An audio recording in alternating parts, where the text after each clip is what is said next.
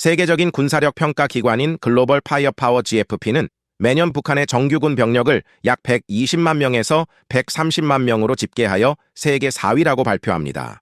인구 5천만의 대한민국 국군이 약 50만 명 수준인 것을 감안하면 인구 2,500만의 북한이 2배가 넘는 병력을 유지한다는 것은 기형적이다 못해 광기에 가까운 수치입니다.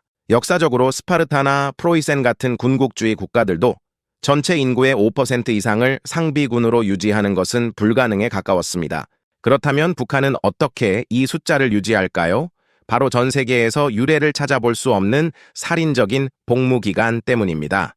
북한의 남성은 만 17세에 중학교를 졸업하자마자 징집되어 보병 기준 10년, 특수부대나 기갑부대는 무려 13년까지 복무합니다. 여성 또한 의무 복무는 아니지만 지원 형식 사실상 방황제로 입대하여 7년을 복무합니다. 이것은 징병제가 아니라 사실상 현대판 노예제나 다름없습니다. 20대의 가장 빛나는 청춘을 사회와 격리된 변경에서 보내야 하는 북한 청년들에게 입대 영장은 감옥행 티켓과 같습니다. 이 120만이라는 숫자는 전투력을 의미하는 것이 아니라 북한 정권이 청년층 전체를 통제하고 세뇌하기 위해 만들어 놓은 거대한 수용소 시스템의 수용 인원일 뿐입니다.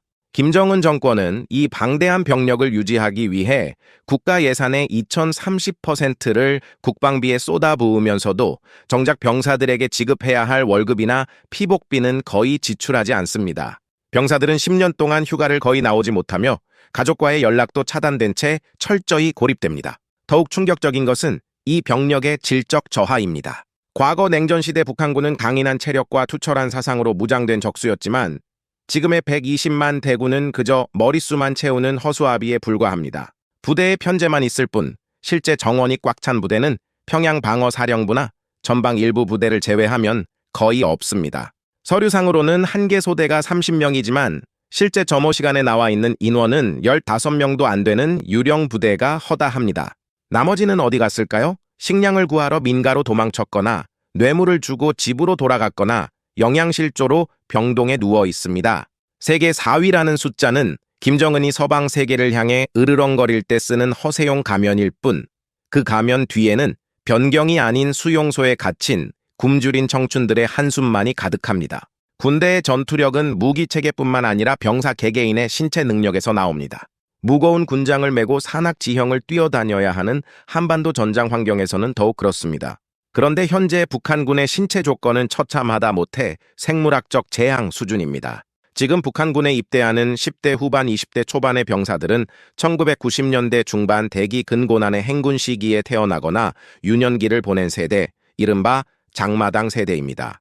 이들은 태아 때부터 산모의 영양실조로 인해 제대로 성장하지 못했고 성장기 내내 만성적인 단백질과 칼슘 부족에 시달렸습니다. 그 결과 대한민국 20대 남성의 평균 신장이 170cm를 넘어서는 동안 북한군 병사들의 평균 신장은 150cm 중반대에 머물러 있습니다. 남북한 병사들 사이에 무려 20cm 가까운 키 차이가 나는 것입니다. 이 충격적인 현실을 반영하듯 북한군은 입대 신체 기준을 계속해서 낮춰왔습니다. 1990년대 초반까지만 해도 150cm 이상이었던 키 제한은 2000년대 들어 148cm로 급기야 최근에는 142cm까지 낮아졌다는 탈북자들의 증언이 나오고 있습니다. 142cm이면 남한의 초등학교 45학년 수준의 체격입니다. 이 작은 체구의 병사들이 30kg이 넘는 군장을 메고 행군을 한다는 것은 물리적으로 불가능에 가깝습니다. 그래서 북한군 선전 매체에 나오는 일당백의 건장한 병사들은 철저히 선발된 소수의 선전용 모델이거나 특수부대원들일 뿐 일반 보병부대의 내무반 풍경은 마치 소년병 집단 수용소를 방불케 합니다. 이 꼬마 군대의 문제는 단순히 키가 작다는 것에 그치지 않습니다. 뼈와 근육이 제대로 발달하지 않아 골절상을 쉽게 입고 면역력이 극도로 약해 결핵이나 간염 같은 전염병이 부대 내에 창궐합니다. 남한군이 체력 단련실에서 근육을 키울 때 북한군은 영양실조로 쓰러지지 않기 위해 서로의 팔을 부축하며 걸어 다닙니다. 역사적으로 영양 상태가 나쁜 군대가 전쟁에서 승리한 사례는 없습니다. 나폴레옹 군대가 러시아 원정에서 패배한 결정적 원인도 추위 이전의 굶주림과 질병이었습니다. 북한의 120만 대군은 총탄을 맞기도 전에 자신들의 허약한 신체와 싸우다 자멸할 위기에 처해 있는 걸어다니는 종합병동입니다. 군대는 배가 불러야 징역한다는 나폴레옹의 명언은 군사학의 진리입니다. 하지만 북한군에게 배부름은 사치스러운 단어입니다. 북한군의 공식적인 식단 기준은 하루 800끼론의 곡물과 고기, 야채를 지급하는 것으로 되어 있지만 이는 노동당 간부들의 책상 위에나 존재하는 서류상의 숫자일 뿐입니다. 실제 일반 병사들의 식판에 담기는 것은 당냉이 밥옥수수밥 한 덩이와 염장 무소금에 절인 무 몇 쪽이 전부입니다. 쌀은 구경조차 하기 힘들고 고깃국은 김일성 김정일 생일 같은 명절에나 맛볼 수 있는 특식입니다. 그마저도 고기 건더기는 장교들이 다 건져 먹고 병사들에게는 기름 둥둥 뜬 국물만 돌아가는 것이 현실입니다. 탈북 병사들의 증언에 따르면 부대 내 식량 횡령은 구조적인 문제입니다. 군단에서 사단, 사단에서 연대, 연대에서 대대로 식량이 내려오는 과정에서 상급 지휘관들이 쌀과 고기를 빼돌려 장마당에 내다 팔아치웁니다. 결국 말단 소대 병사들에게 도착하는 것은 썩은 옥수수 가루와 모래가 섞인 잡곡뿐입니다. 단백질 공급이 완전히 끊긴 병사들은 영양실조에 걸려 얼굴이 붓고 피부가 벗겨지며 야맹증에 걸려 밤에는 앞을 보지 못하는 지경에 이릅니다. 이를 북한군 은어로 영실영양실조 동무라고 부릅니다. 상황이 이렇다 보니 병사들은 생존을 위해 스스로 먹거리를 찾아 나섭니다. 산에 올라가 뱀, 개구리, 쥐를 잡아먹는 것은 기본이고 심지어 독초를 잘못 먹어 사망하는 사고도 빈번합니다. 부대 뒷산에 덫을 놓아 산짐승을 잡는 것이 군사훈련보다 더 중요한 일과가 되었습니다. 배고픔은 궁의를 무너뜨리고 인간의 존엄성마저 파괴합니다. 훈련 중에 배가 고파 기절하는 병사가 속출하고 총을 들 힘이 없어 경계 근무를 서다가 주저앉는 군대. 이것이 바로 핵무기와 미사일 뒤에 감춰진 북한군의 진짜 식탁입니다. 그들에게 주적은 미제 승냥이가 아니라 당장 오늘 밤 뱃속을 갉아먹는 허기 그 자체입니다. 과거 김일성 시대의 구호 중 하나는 군민일치군대와 인민은 하나였습니다. 군대는 인민을 보호하고 인민은 군대를 지원한다는 이상적인 사회주의 군사관이었습니다. 그러나 21세기 북한에서 이 구호는 완벽하게 깨졌습니다. 보급이 끊겨 굶주림에 눈이 뒤집힌 병사들에게 민간은 더 이상 지켜야 할 대상이 아니라 식량을 약탈해야 할 사냥터로 변했기 때문입니다. 북한 주민들 사이에서는 인민군을 가리켜 토비토벌대와 비적의 합성어 혹은 마적단이라고 부르는 멸칭이 공공연하게 사용됩니다. 낮에는 훈련을 하는 척하다가 밤이 되면 조를 짜서 민가의 담을 넘고 옥수수 창고를 털거나 가축을 훔쳐가는 것이 일상화되었기 때문입니다. 특히 가을 수확철이 되면 북한 전역은 군대와 민간인 사이에 식량 전쟁터로 변합니다. 농장원들은 애써 키운 작물을 군인들에게 빼앗기지 않기 위해 밭에 움막을 짓고 밤새 보초를 섭니다. 군인들은 이를 뚫기 위해 무력을 행사하기도 하고 심지어 저항하는 주민을 폭행하거나 살해하는 강력 범죄까지 서슴지 않습니다. 2010년대 이후 북한군 내에서 영양실조로 인한 도주 탈영가 급증하자 지휘관들은 병사들의 약탈 행위를 묵인하거나 오히려 나가서 뭐라도 먹고 오라며 등을 떠미는 상황입니다. 국가가 먹여주지 않으니 스스로 해결하라는 사실상의 각자 도생 지시가 내려진 셈입니다. 역사적으로 볼 때 군대가 민간인을 약탈하기 시작하면 그 군대는 이미 조직으로서의 기능을 상실한 것입니다. 명나라 말기의 관군이나 구한말에 부패한 군대가 그랬듯 민심을 잃은 군대는 전쟁이 났을 때 가장 먼저 내부의 정민중에게 공격받게 됩니다. 현재 북한 주민들은 전쟁이 나면 미군보다 인민군이 우리 집 쌀독부터 털어갈 것이라며 공포에 떨고 있습니다. 120만이라는 숫자는 외부의 적을 향한 창끝이 아니라 내부의 인민을 겨누는 칼날이 되어버린 지 오래입니다. 이 제복 입은 강도떼가 과연 유사시 목숨을 걸고 체제를 수호할까요? 아니면 혼란을 틈타 더 큰 약탈을 자행할까요? 답은 이미 나와 있습니다. 북한군 120만 명 중 실제로 총을 쏘고 전술 훈련을 하는 전투 병력은 과연 몇 명이나 될까요? 군사 전문가들과 탈북 고위 장교들의 증언을 종합하면 전체 병력의 최소 30%에서 많게는 40% 이상이 건설부대 혹은 농경부대로 분류됩니다. 이들은 명칭만 군인일 뿐 실상은 국가가 마음대로 부려먹을 수 있는 무임금 노예 노동자들입니다. 북한 정권은 도로, 아파트, 스키장, 발전소 등 대규모 국책 사업을 벌일 때마다 부족한 예산과 장비를 메우기 위해 군대를 투입합니다. 이를 속도전이라고 포장하며 군인들을 맨몸으로 공사판에 내몰아 하루 18시간 이상의 고강도 노동을 강요합니다. 대표적인 예가 평양의 려명거리 건설이나 마식령 스키장 건설 현장입니다. 이곳에 투입된 군인들은 군사 훈련은 고사하고 복무기간 10년 내내 총 한 번 제대로 쏴보지 못하고 제대하는 경우가 허다합니다. 이들의 주특기는 사격이 아니라 미장 시멘트 바르기와 벽돌 나르기입니다. 군복을 입혀놓은 건설 인부인 셈입니다. 문제는 이 건설 부대의 처우가 일반 전투 부대보다도 훨씬 열악하다는 점입니다. 위험한 공사 현장에서 안전 장비 하나 없이 작업하다가 추락사하거나 발파 사고로 사망하는 비전투 손실이 매년 수천 명에 달합니다. 하지만 북한 당국은 이를 조국 건설을 위한 영웅적 희생이라며 훈장 하나 던져주고 은폐해버립니다. 이 삽을 든 군대는 북한군의 전투력을 갉아먹는 핵심 요인입니다. 현대전은 고도로 숙련된 병사들이 첨단 무기를 다루는 싸움입니다. 그러나 입대해서 10년 동안 삽질만 하다 나온 예비군이 전쟁터에서 무엇을 할 수 있을까요? 그들은 총을 분해 조립하는 법조차 잊어버린 상태일 가능성이 큽니다. 북한이 자랑하는 120만 병력 통계에는 이 수십만 명의 건설 노동자들이 포함되어 있습니다.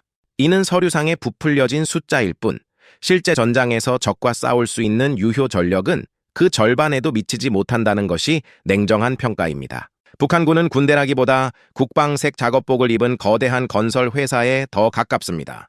어떤 조직이든 윗물이 맑아야 아랫물이 맑은 법입니다. 하지만 북한군 장교단은 이미 돈과 뇌물에 의해 움직이는 비즈니스 집단으로 변질되었습니다. 90년대 이후 배급 체계가 무너지면서 장교 월급으로는 가족을 부양하는 것이 불가능해졌기 때문입니다. 이에 지휘관들은 부대 내의 물자를 빼돌려 장마당에 파는 생계형 비리에 뛰어들었습니다. 가장 인기 있는 품목은 유류기름입니다. 전차나 차량 훈련용으로 배정된 휘발유와 디젤유를 빼돌려 민간업자들에게 팔아넘깁니다. 이 때문에 북한 기갑부대는 1년에 기동훈련을 한 번 할까 말까 한 지경에 이르렀습니다. 기름 없는 탱크는 고철 덩어리에 불과합니다. 더욱 심각한 것은 매관매직 돈을 받고 벼슬을 파는 행위과 병역 비리입니다. 부유한 집안 돈주의 자식들이 입대하면 부모는 대대장이나 연대장에게 거액의 달러를 뇌물로 바칩니다. 그러면 그 병사는 힘든 훈련에서 열애되어 취사병, 행정병 혹은 부대 밖에서 장사를 하며 상납금을 바치는 가짜 군인 보직을 받습니다. 심지어 돈을 주면 조기 제대를 시켜주거나 노동당 입당 추천서를 써주는 일도 비일비재합니다. 반면 돈 없고 빼껍는 가난한 농민의 아들들은 가장 위험하고 힘든 최전방 초소나 건설 현장으로 내몰려 영양실조에 시달리다 죽어갑니다.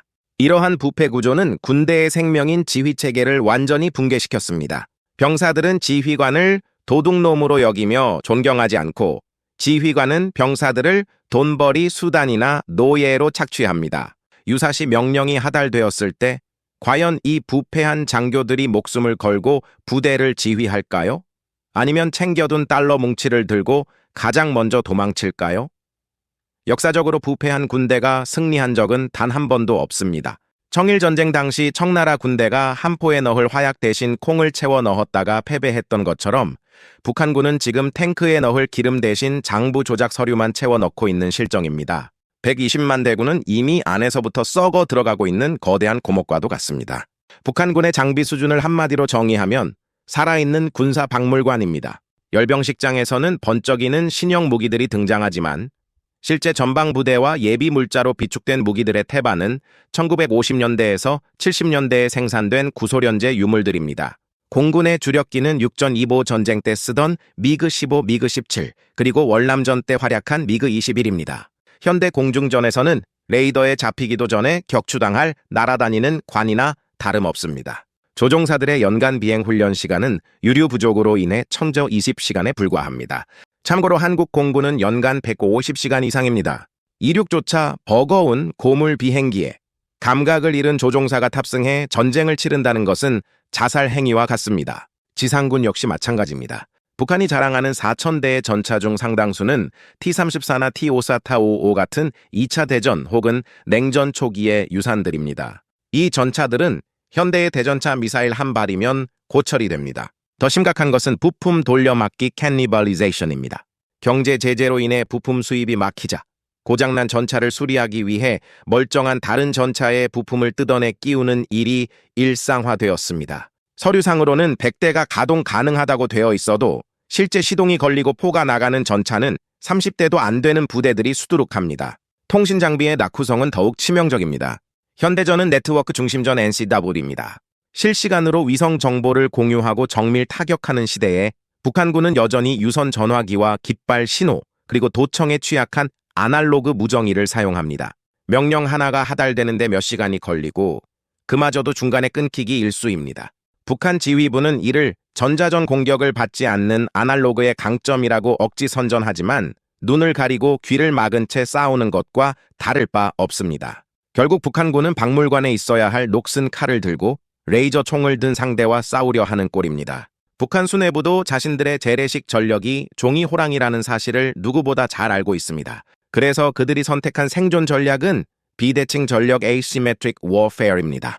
내가 죽더라도 너의 팔 하나는 반드시 자르겠다는 독사 같은 전략입니다. 그 핵심에는 20만 명에 달하는 특수부대 경보병 여단가 있습니다. 이들은 영양실조에 시달리는 일반 보병과 달리 비교적 잘 먹고 강도 높은 훈련을 받은 살인병기들입니다. 이들의 목표는 전면전 승리가 아니라 후방 교란입니다. 땅굴남 침용 갱도이나 레이더에 잘 잡히지 않는 저공 침투용 AN2기남으로 만든 보급기를 타고 남한 깊숙이 침투하여 발전소, 공항, 통신시설을 파괴하고 사회적 혼란을 야기하는 임무를 띠고 있습니다. 또 하나의 숨겨진 비수는 바로 사이버 전사들입니다. 총이나 미사일 대신 키보드로 전쟁을 치르는 해커 부대입니다. 경찰총국 산하의 라자루스, 김수키 같은 해킹 조직은 전 세계 금융망과 가상화폐 거래소를 해킹하여 연간 수조 원의 외화를 훔쳐냅니다. 이 도는 고스란히 핵무기 개발 자금으로 들어갑니다. 또한 전시에는 남한의 전력망, 교통 신호체계, 금융 시스템을 마비시켜 사회 전체를 암흑천지로 만들 능력을 갖추고 있습니다. 이들은 평양의 류경동이나 중국 동남아의 비밀 거점에서 24시간 사이버 테러를 모의합니다. 마지막으로 생화학 무기입니다. 북한은 세계 3위 수준의 화학 무기 보유국으로 추정됩니다. 약 5,톤의 신경, 가스 BX, 수포가스, 탄저균 등을 비축하고 있습니다. 이는 가난한 자의 핵무기라 불립니다. 전세가 불리해지면 이들은 주저없이 서울 상공이나 전방에 화학탄을 쏘아 올릴 것입니다. 이는 국제법 위반이자 인류에 대한 범죄이지만 벼랑 끝에 몰린 북한 정권에게 도덕성은 고려 대상이 아닙니다. 이 비대칭 전력들이야말로 낡은 탱크보다 훨씬 더 실질적이고 공포스러운 북한군의 진짜 이빨입니다. 재래식 군사력의 붕괴를 막지 못한 김정은 정권이 모든 국군을 걸고 매달리는 단 하나의 돈아줄, 그것이 바로 핵무기입니다. 북한에게 핵은 단순한 공격용 무기가 아니라 체제 생존을 위한 절대 반지입니다. 핵이 있으면 미제 승량이도 우리를 건드리지 못한다는 믿음 하나로 인민들이 굶어 죽어 나가는 와중에도 천문학적인 비용을 쏟아부어 핵실험과 ICBM 대륙간 탄도미사일 발사를 감행했습니다. 그 결과 북한은 사실상 핵 보유국 지위에 근접했고 미국 본토를 위협할 수 있는 타격 수단을 손에 넣었습니다. 군사적으로만 보면 엄청난 성과입니다. 하지만 역설적이게도 이 핵무기가 북한군 전체를 굶겨 죽이는 족쇄가 되었습니다. 핵 개발에 따른 국제사회의 강력한 경제 제재로 인해 북한의 외화벌이 수단은 모두 막혔고 원유 수입은 제한되었습니다. 탱크를 굴릴 기름도, 전투기를 띄울 항공유도, 병사들을 먹일 쌀도 핵무기와 맞바꾼 셈입니다. 핵미사일 한 발을 쏘는 비용이면 전 인민이 몇 달을 배불리 먹을 옥수수를 살 수 있습니다. 핵무력 완성이라는 구호 아래 병사들의 허리띠는 끊어질 듯 졸라매어졌습니다. 핵은 강력하지만 사용할 수 없는 무기입니다. 핵을 쏘는 순간 북한 지도부의 파멸도 확정되기 때문입니다. 결국 북한은 쓰지도 못할 절대 무기를 지키기 위해 실제 싸워야 할 120만 군대를 고사쿠시시키고 있는 형국입니다. 병사들 사이에서는 핵이 밥 먹여주냐, 핵배낭 메고 자폭하라는 소리냐는 자조 섞인 불만이 터져 나오고 있습니다. 핵무기는 김정은 개인의 안전은 보장해줄지 몰라도 북한군이라는 조직 전체에는 암세포처럼 퍼져 그들의 전투 의지와 체력을 안쪽에서부터 갉아먹고 있습니다. 이제 북한군과 싸우면 누가 이기는가라는 질문에 답할 차례입니다. 군사 전문가들과 역사학자들의 공통된 견해는 전면전 발생 시 한미연합군이 압도적으로 승리한다입니다. 제공권 장악, 정밀 타격 능력, 보급체계 등 모든 면에서 북한군은 상대가 되지 않습니다. 개전 초기 북한의 장사정포와 특수부대가 남한에 막대한 피해를 줄 수는 있겠지만 그들의 주력 부대는 며칠, 아니 몇 시간 안에 괴멸될 것입니다. 기름 없는 탱크와 굶주린 병사로는 현대전의 속도를 따라잡을 수 없기 때문입니다. 하지만 더 무서운 시나리오는 전쟁이 아니라 내부 붕괴입니다. 지금 북한군은 외부의 적과 싸우기 전에 내부의 모순과 싸우고 있습니다. 10년 넘게 착취당하며 쌓인 병사들의 분노, 부패로 얼룩진 지휘관들의 무능, 그리고 굶주림이라는 생존 본능이 임계점을 향해 달려가고 있습니다. 역사적으로 모든 독자의 정권의 몰락은 군대의 이탈에서 시작되었습니다. 로마 제국이 그랬고 소련이 그랬습니다. 북한군이 총구를 남쪽이 아닌 평양의 주석궁으로 돌리는 그날이 어쩌면 김정은 정권이 가장 두려워하는 진짜 전쟁일지도 모릅니다. 결론적으로 북한의 군사력은 거대한 가스통을 껴안고 있는 영양실조 환자와 같습니다. 그 가스통에 화학무기 터지면 주변 남한도 큰 화상을 입겠지만 가스통을 안고 있는 환자 자신은 형체도 없이 사라질 것입니다. 120만 대군은 숫자에 불과합니다. 그들은 군인이라기보다 억류된 인질에 가깝습니다. 우리가 경계해야 할 것은 그들의 강력함이 아니라 궁지에 몰린 쥐가 고양이를 무는 마지막 발악과 그 이후에 찾아올 거대한 혼란입니다. 북한군은 종이 호랑입니다. 하지만 그 종이에는 불이 아주 잘 붙는 인화성 물질이 잔뜩 묻어 있습니다.